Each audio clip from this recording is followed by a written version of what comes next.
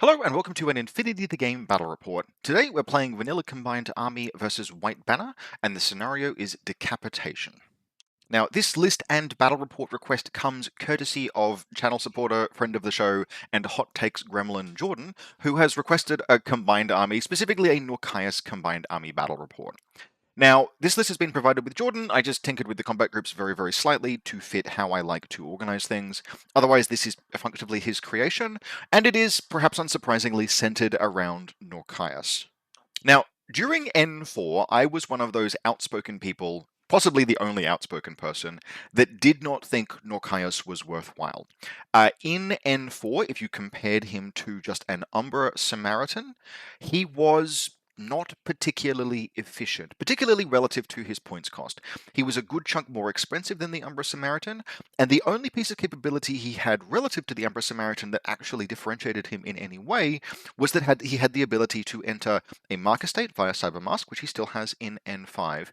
But you could get around that requirement in Vanilla Combined Army with White Noise and with Smoke, both of which they had in abundance if you were looking for it, which meant that the considerable extra cost that Nourkias had and the worse overall capability, because the Umbra Samaritan had access to a template weapon that was very useful, and a full range of hacking programs, which was very useful in producing redundancy in a combined army hacking list, particularly when you had things like Memnonica to jump into the Umbra Samaritan.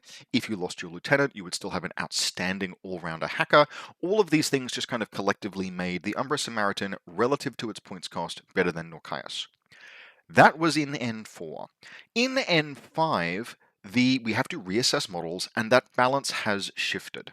Now, both models have seen changes. I think the Umbra Samaritan has something like it's picked up an E-meta, which is perhaps on a ballistic skill 12 model, not the best thing in the world, but a very useful weapon.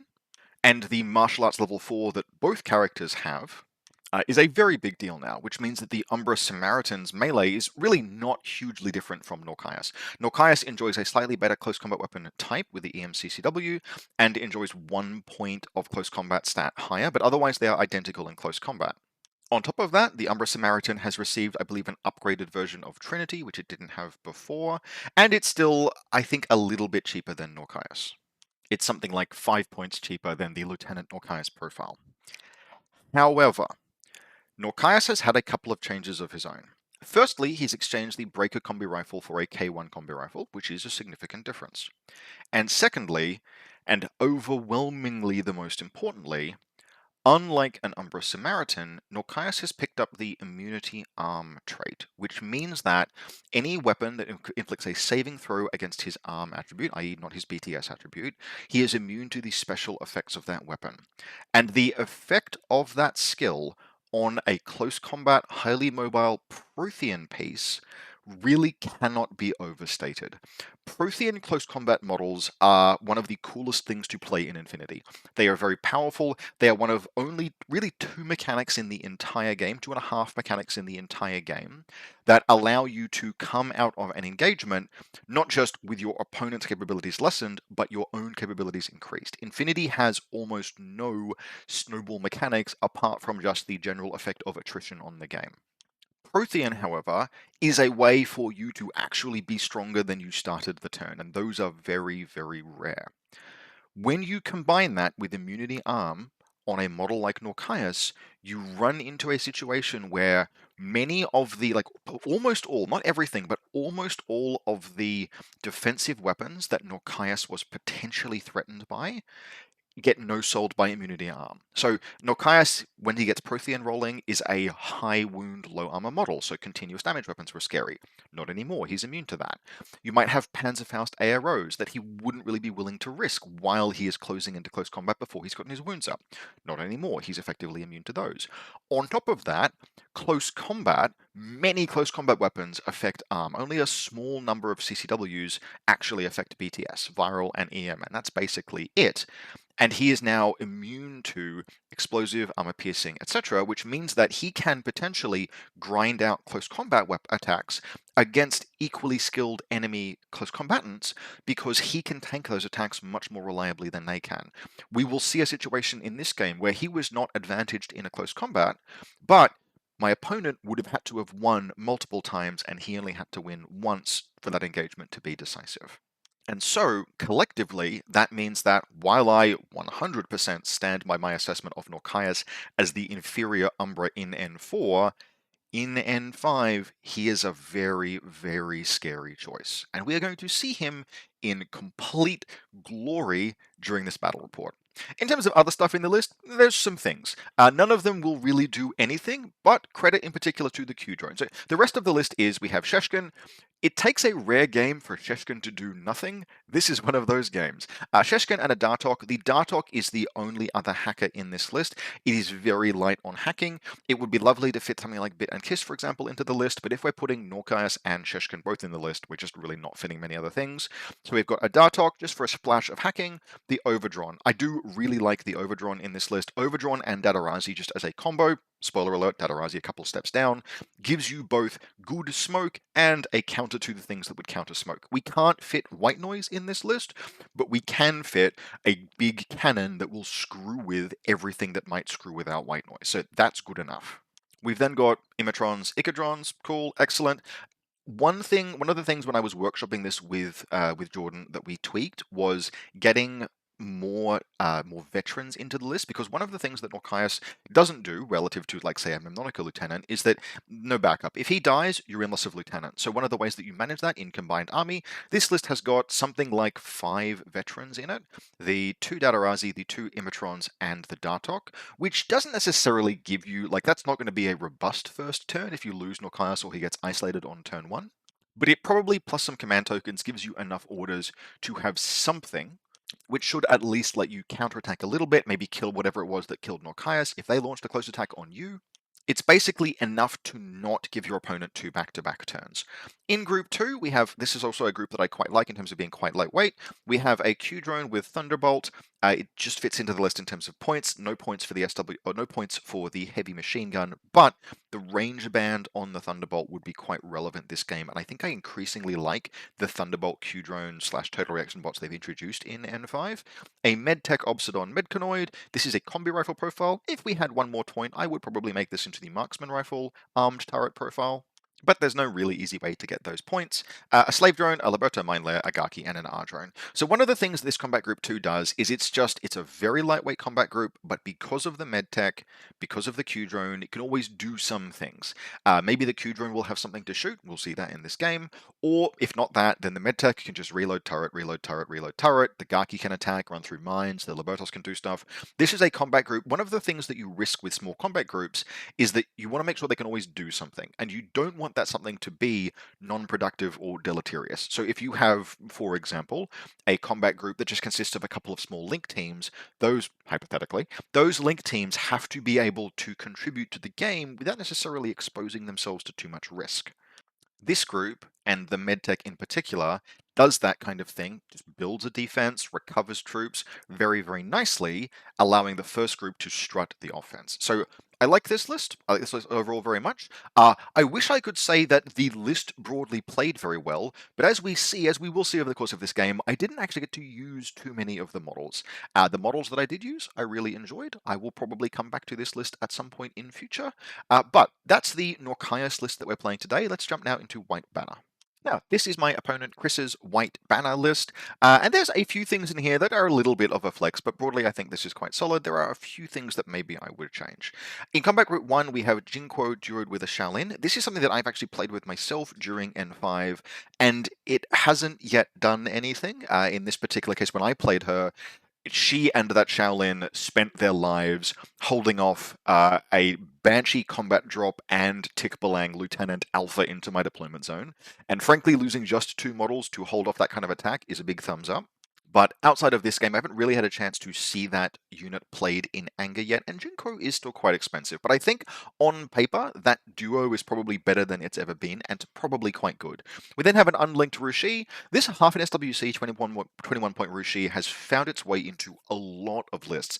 It turns out that just being a bit cheaper than the full Spitfire and only costing half an SWC, in addition to the utility of the Shock Mine Dispenser, just makes this a great piece to splash into lists, and this list is no exception. We then have two Longya. One is a Mine Layer, Panzerfaust, etc. The other is the Heavy Shotgun Longya. This, I think, is one of the first mistakes. There's not a huge points delta, but I'm just not convinced that the Heavy Shotgun Longya is worthwhile anymore. It used to be good because it had a template and a dangerous close combat, dangerous like close assault gun. The template was why it was good. The template was why you might upgun your Longya, give up the Mine Layer, etc. I think now that that heavy shotgun is just not particularly useful, I don't think there's a reason to take anything other than the mine layer Longya if you can afford it, or the cheapest Longya if you don't have the SWC for mine layer. However, overall, Longya good. I have found in this edition that they're perhaps a little bit less good than they used to be, but that could be down to positioning or a few other things. They are still useful pieces. They're just kind of on the more expensive side for models that you're spending to buy yourself a first turn. We've then got an Evo Hacker, which is going to be pulling quite a bit of duty this game. A Heite, now this is just a solo Heite. Ballistic Skill Attack, Guided, HRL, +1 Burst, Assault Pistol, etc. For 36 points and 1.5 SWC, there is nothing wrong with running this model unlinked. You can build a very cool link team that it can slot into, but you need to take things like a Jujak and then one of the close combat models that counts as a Jujak, and then you may as well get the Dokkaebi Cyber team in there. And that fire team is good, but that's like an entire list has been built around that, the points cost. If you are running just this Heite, you get Guided and you get a dangerous model with Takaware. It's just generally a solid piece.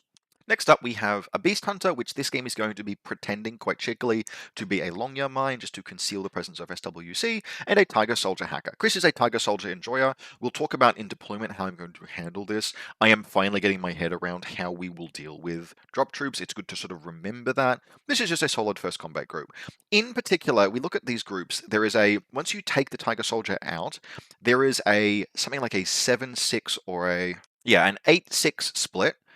And what that means is that when I'm considering what troops might be hidden, what might be appearing onto the table, it's going to be difficult to tell where the Tiger Soldier is sitting. And that made it difficult for me to predict where I should strip orders from, which is just kind of like a nice little flex. Combat Group 2 consists of just two 3-person teams, because all we have otherwise is a duo. We have a Haris team of 2 Shaolins and Qing Gao. Now, the Shaolins will not become regular, there's no Fire Team Master here, but Qing Gao can join that Haris team and gets a burst bonus, and they will walk around escorting him, and then they'll leave of their own accord. That's not bad. I don't mind Qing Gao Lieutenant at all. I like him, I've used him, I think he's a very efficient gunfighter for what you get. In Decapitation, I don't love taking active lieutenants unless I am either forced to by a challenge, or they are real, like, high power pieces that I can rely on not to die over the course of the game.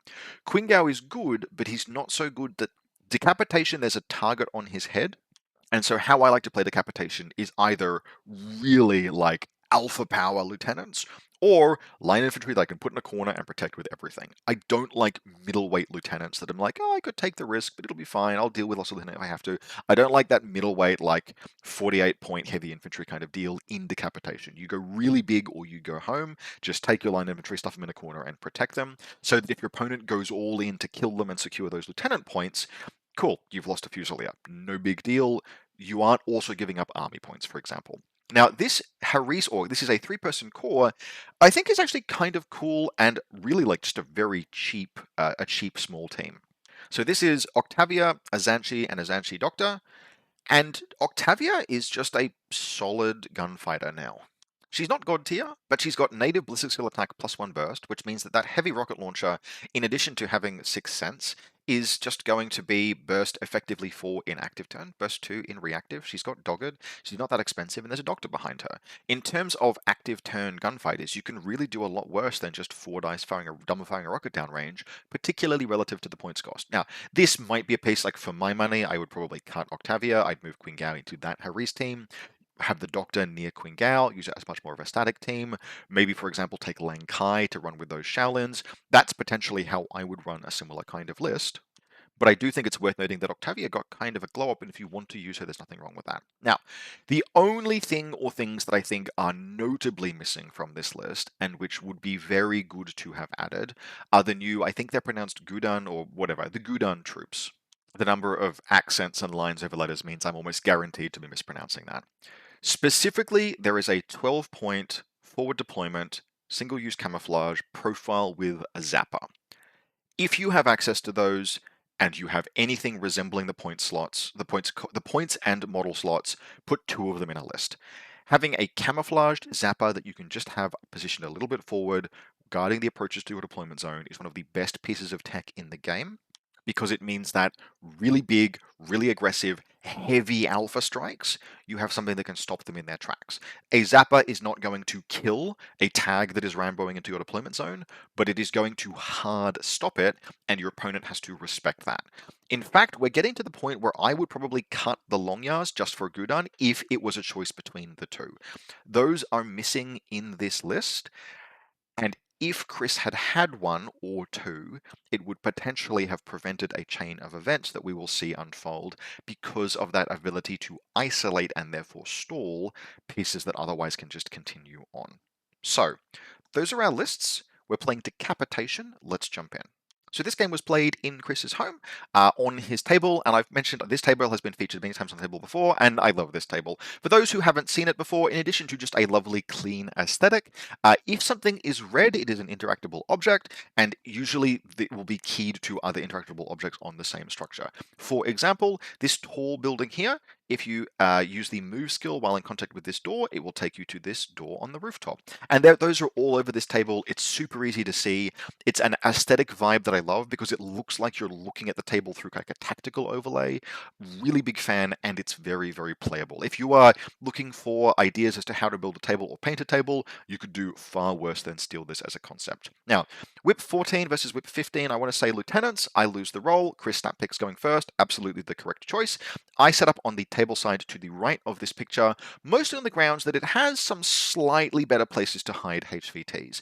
In Decapitation, there are 2 high-value targets in addition to enemy lieutenants and army points that you're trying to kill, and because of the 16-inch deployment zone, it can be very challenging to find places to hide them.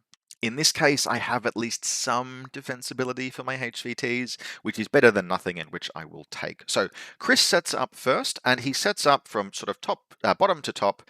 We've got Queen Gao and the Shaolin Monk Harry's team hanging out down here, along with a Longya and its deployed mine, just solid defense. Queen Gao is prone, he will move out if he needs to.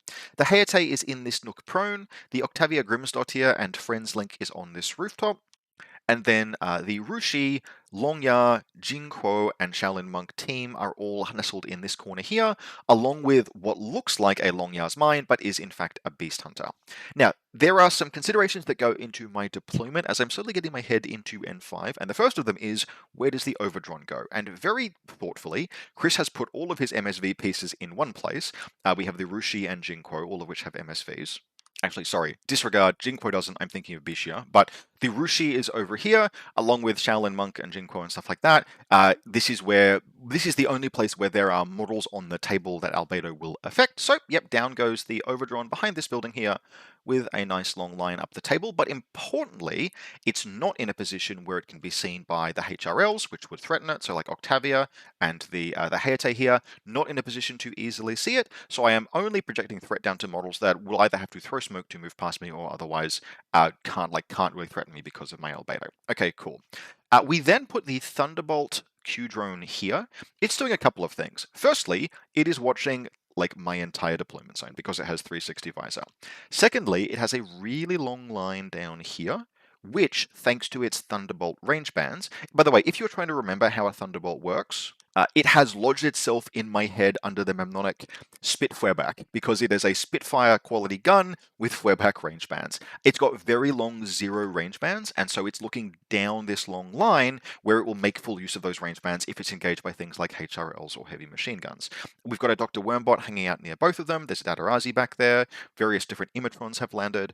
Sheshkin is hanging out on this table edge here, just watching the approach. She will basically never move, but that's where she is. She could move out to attack if she needed. We have an R drone on the back table edge. Now, it's prone. It's not going to be easily seen by basically anything. There are a lot of tall buildings in between it and anything that might shoot it, but because it is prone on the back table edge, it can see all the way in both of these directions, which means that nothing could walk on. There aren't any parachutist deployment zones to my knowledge in White Banner, but even if something was to try to land touching the back table edge, it would be seen by the flash pulse.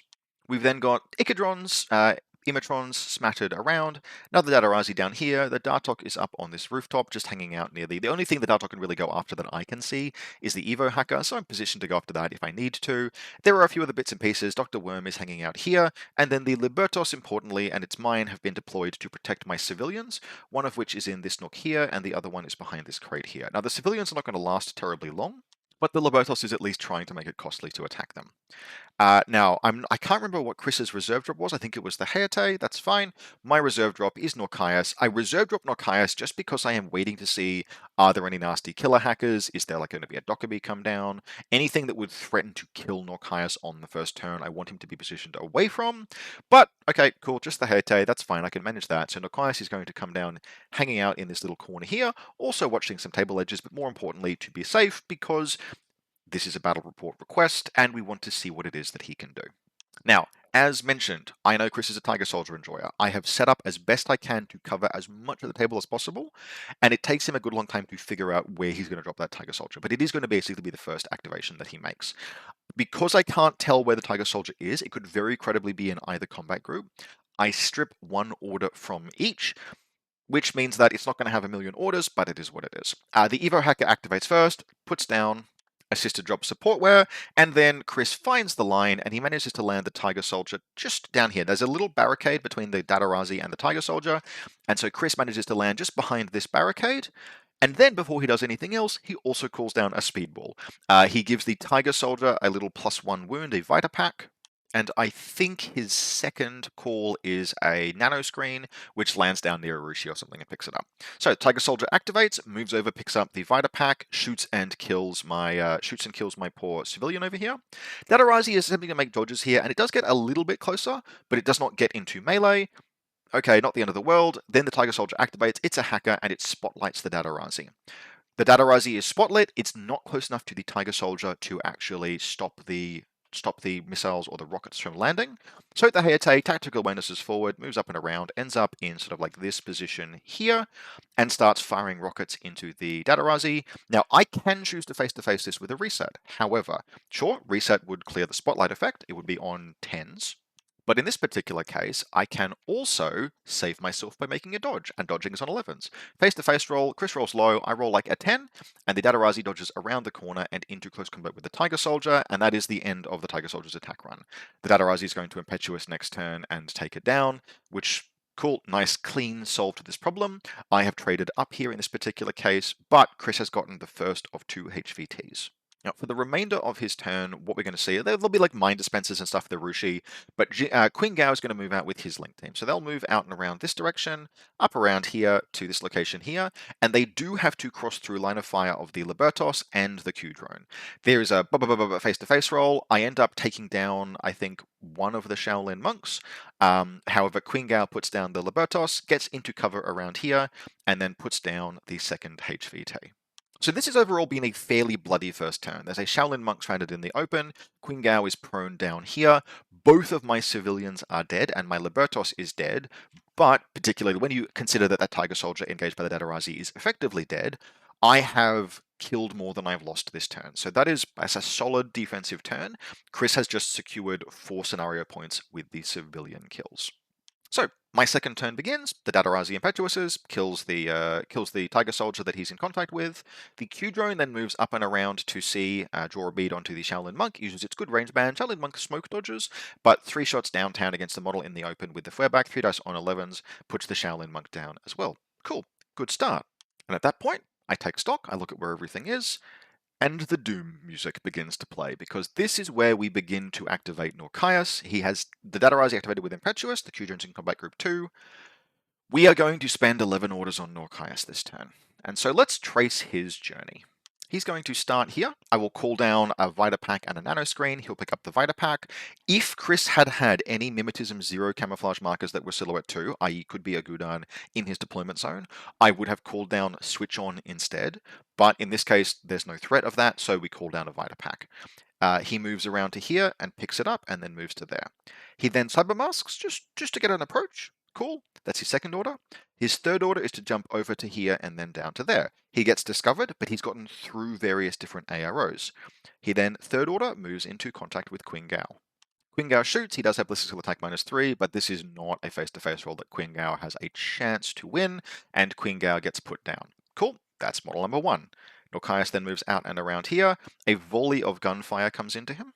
Oh, sorry, no, back in very slightly. He moves out and around to here into contact with the HVT, detonates this mine, a volley of gunfire comes into him, no problem, kills the HVT. Now, normally, I would like in N4, I would never have attempted this. This is a rocket, and there is a Panzerfaust on the Longyar. Those are existential threats to a model, even a model with 4 wounds. However, or 4 wounds that Nourkias has at this point. However, he has immunity armor, so I don't give an F. I take multiple hits, the mine spangs me, etc. That's cool. I heal 2 wounds back from the 2 wounds back from killing the HVT, which completely erases all of the damage that I take. We then move out to here.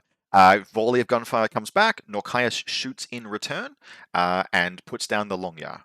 We then move into contact with the Hayate, who desperately tries to attack. No good. Kills the Hayate. Now that's about 7 orders deep.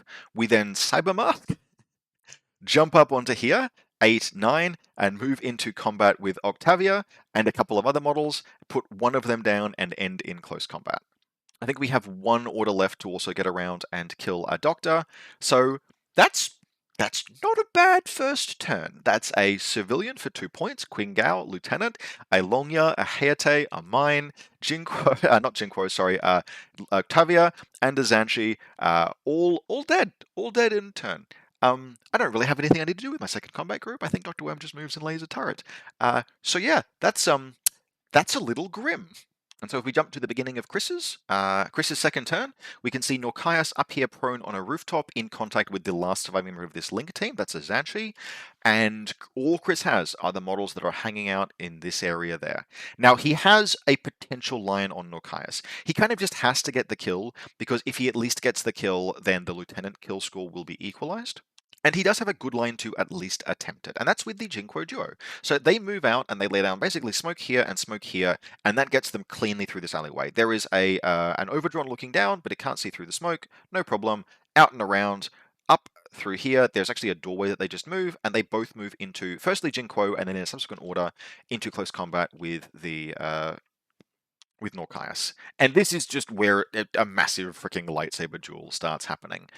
There's a long back and forth, Nourkias dueling Jinquo, crits cancelling crits. We do have one face-to-face roll where the Shaolin moves in as part of the Link Team activation, and Jinquo gets to roll something like 3 dice plus 1 special dice. Nourkias doesn't face-to-face that. He just hits the Shaolin Monk, kills it, and recovers 2 wounds. Jinquo hits him multiple times with her DA APCW, but because he has immunity arm, I think he loses 1 wound in that entire exchange and kills the Shaolin. And then he and Jinquo just keep dueling each other backwards and forwards, and eventually, I think he takes some more wounds. Eventually, he gets lucky, she gets unlucky, and she has to get lucky multiple times to put him down because he is so durable. He does not have to get lucky multiple times. He crits her. That's enough to put her down, and so he kills 2 more models in reactive.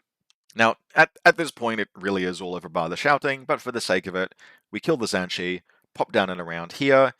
We use the repeater on the Rushi to Trinity the Evo hacker to death, then kill the Rushi, and that's there's one Beast Hunter hanging out up here, which I think I engineer a way to get a kill on as well. Up and around in this direction, kill the Beast Hunter, kill the last HVT over here, and that's the game.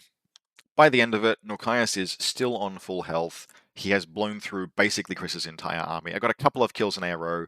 I think actually maybe I killed the Beast Hunter in ARO with the Overdrawn. I killed the Tiger Soldier with the Dedarazi. I killed both Shaolin monks actually with the Thunderbolt Q drone, and otherwise 11 of 14 models were killed by Nourkias, plus the 2 civilians, plus detonating various mines, not caring, etc. So yeah, there you go, Jordan. There's your Nourkias battle report. I kinda don't think they should have given him immunity arm. I feel like there was someone on the design or playtest team who was like, yeah, I love this dude, I'm gonna champion him. Do you know what he really needs? He needs to not die to flamethrowers. Let's give him immunity armor. And now he doesn't die to flamethrowers. And that was the weakness that this model had. I have observed in my N5 games so far that most of my games in N5 have gone all the way to turn 3. I have had relatively few games of N5 that have felt decided, like like really decisively decided, even as early as like middle of the way through round 2. Most of my games have felt live. They felt like there are players being able to do things and influence the game all the way through 3 turns. This was the first game of N5 that has not felt like that. This was a game where Chris did some things, made an attempt, did a little bit of damage, could have defended a little better, could have executed a first turn a little better, right? There are things that we talked about in his list that we could have adjusted, really needed to be perhaps a little bit more aggressive and have the tools to just decisively go after a piece like Nourkias and kill him before he gets to really do anything. Because once I rolled into my first turn with 11 orders to spend on Nourkias and a clear path of attack, he just popped in his earbuds, queued up the Doom soundtrack, and went for a tear. There have not been many games in any edition of Infinity where I have seen enough damage, as much damage done in one turn as Nourkias did this game, let alone 2, effectively cleaning up an entire army by himself. So, yeah, I think maybe he perhaps shouldn't have immunity armor. I think maybe that's a little bit of a problem, and I'm kind of interested as to what playtesting experiences like led people to think that this was fine, because legitimately the counterplay slash weakness slash the one of the ways that you could present a threat that would cause all Prothean models to back off was things like continuous damage weapons, and Nourkias is immune to those. Now, it is possible that something like a good turret defense might be able to stall him, but turrets can't declare discover, so you need to be able to mix that in with other pieces. Otherwise, the fact that he can cyber mask, which is always something that he's had over Samaritans, will come into play and he'll just be able to move past. I genuinely, like, you need to have a plan for dealing with this guy, and the only vulnerability that he has, like the significant vulnerability that he has, is that he's not a fantastic hacker. He is an okay Trinity user. He's got a decent willpower, a good willpower of 15, but nothing particularly special about him. If you can drop a picture onto him in your turn and at least Oblivion him, and if he's got a switch on pack with him, then it will trigger that. You just do it again. Or failing that, just Trinity him to death. There are plenty of hackers in the game. If they get on him in their turn, particularly before he has a ton of wounds on him, that will put him in the dirt, and I think you just need to be prepared for that. If you're playing Ariadna, for example, I don't know, maybe have the African pallbearers video ready. That's probably about as good a response as you're going to get out of that faction to this guy. Still, I would like to say I had a lot of fun playing this game, and to his absolute credit, Chris had a lot of fun too. I am not sure that everyone could actually like enjoy a game that was this experience, but like halfway through my first turn, Chris and I were just laughing at the spectacle. It was just like, oh, yeah, he's not going to stop. This is now like I am playing the game technically, but really we were both just watching it unfold. And big credit to Chris for being able to just laugh at the spectacle as all subsequent events unfolded. Not everyone could have done that, but he is a tremendous person, and so we both had a great time just watching the ridiculous rip and tear until it is done over the course of a couple of turns. And yes, Jordan, this concludes your battle report request. It's the least I can do after you put 5 hours of gremlin energy into helping me record the hot takes video. So there you go. For everyone else, if you'd like to support the channel, you can do so via the Buy Me a Coffee link in the video description below, or by becoming a channel member. I take requests for topics, battle report, armies, things like faction focuses from both channel supporters, channel members, and supporters on Buy Me a Coffee. Big thanks to everyone who has supported so far. You make videos like this possible, and I hope you have been enjoying the N5 content so far. I will be returning to work in the week to come, at which point the pace of videos will probably slow very slightly, but we will continue to aim for weekly uploads heading into the new year, in particular as we approach CanCon and I get more games in. I will probably switch over to playtesting for CanCon, which might not make it into battle reports, but will have other content if that's the case. As always, I hope very much that you've enjoyed this, and I'll see you next time.